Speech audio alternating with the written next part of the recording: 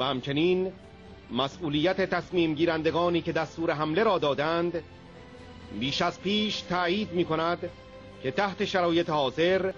و تا زمانی که حقوق ساکنان اشرف بر اساس قانون بین الملل رعایت بشود،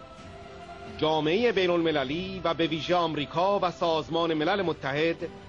می بایست اقدامات ضروری را برای تأمین امنیت ساکنان اشرف به عمل آورند تا از اقدامات ضد انسانی و پیامدهای وخیم آن اجتناب شود.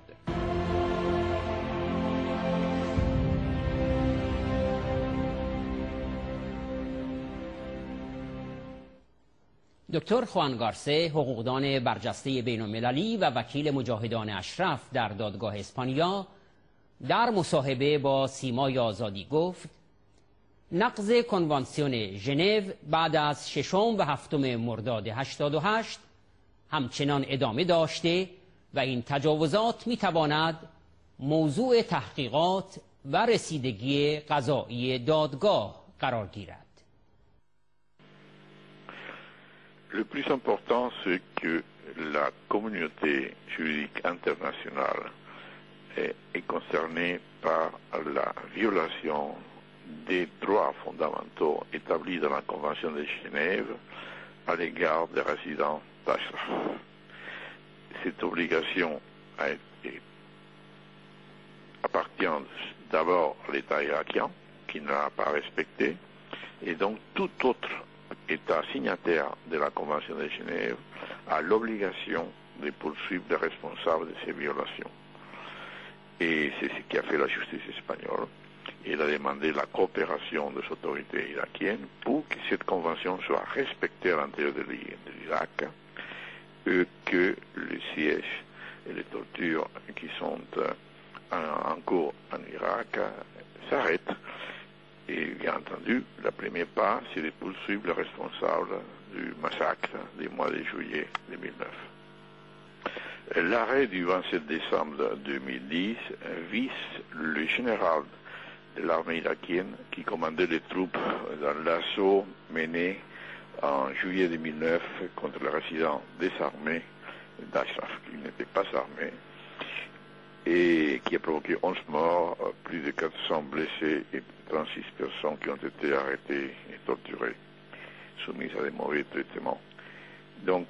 c'est ce massacre qui est l'objet pour le moment de l'enquête, mais bien entendu, une fois la juridiction établie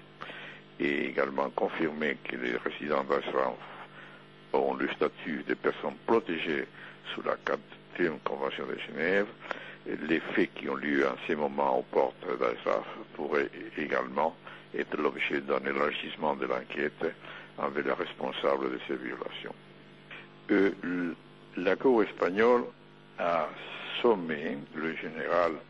irakien qui a commandé les troupes qui en juillet 2009 ont attaqué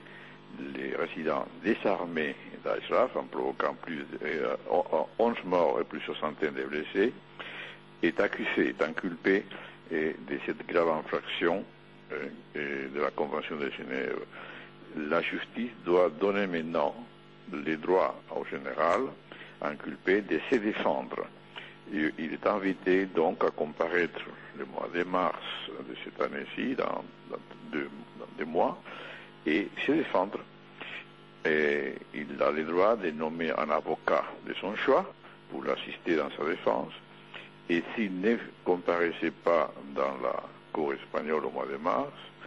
la loi prévoit lui nommer un avocat d'office qui, même dans son absence, prenne sa défense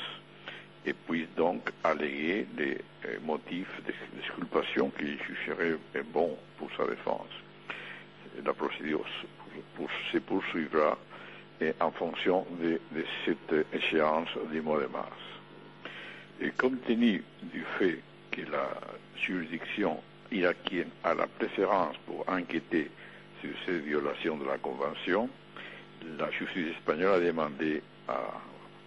aux autorités de l'Irak de lui dire si une enquête effective avait été ouverte pour poursuivre les responsables des 11 personnes mortes, des centaines de personnes blessés et 36 personnes qui ont été arrêtées et torturées. La réponse a été donnée par les autorités de Bagdad. Elle est insuffisante parce qu'elle ne dit pas, quand une enquête a été ouverte, quel a été le contenu de cette enquête et les résultats éventuels. Et d'autre part, la Cour espagnole dispose des rapports d'autres organisations, parmi lesquelles Amnesty International, qui déclare qu'aucune enquête a été ouverte en Irak, et ceci semble d'ailleurs confirmé par la poursuite des violations de la Convention qui ont eu lieu et qui a eu lieu après juillet 2009 et qui se poursuit aujourd'hui